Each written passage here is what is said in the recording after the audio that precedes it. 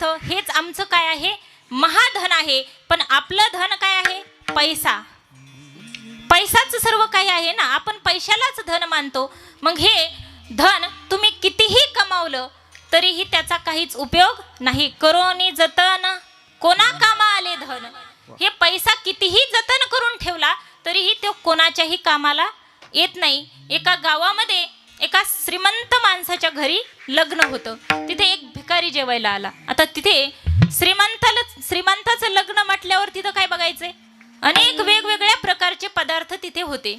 आता ह्या भिकाऱ्याला ते पाहायला भेटतात का, नाही. तो भिकारी जेवायला येऊन बसला आणि सगळ्यात पहिल्यांदा आला जिरा राईस. जिरा राईस आला. त्याने काय केलं, सगळ्यांना एक एक भातवाडी देत होते, एक एक मूठ भात देत होते. तो म्हणला नाही, मला 3 मुठी टाका. किती, 3 मुठी भात टाका. म्हणून तो काय झालं, पत्रवाळी धरून बसला. तर नंतर बुंदीचे लाडू आले, मोतीचूर लाडू आले. एक एक द्यायचा होता. तो म्हणला मला 3 द्या. 3 दिले. बुंदी वाढली, भात वाढला, लाडू वाढले, वरण वाढलं, भाजी वाढली. नंतर आल्या तुपातल्या तळलेल्या पुऱ्या. पण त्याच्या पात्रावर जागाच राहिली नाही. त्याने काय की, तो म्हणला मी हात लावतो पण काय करा, टाका. मग त्याने 4-5 पुऱ्याही घेतल्या.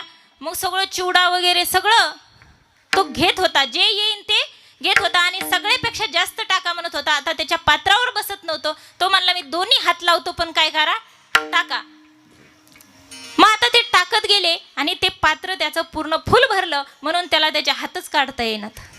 ते पात्र फुल भरलं. सगळ्यांचं जेवण झालं, सगळ्यांना वाढलं, सगळ्यांचं जेवण झालं. पण याच्या पात्रावरचं सगळं तसंच होतं.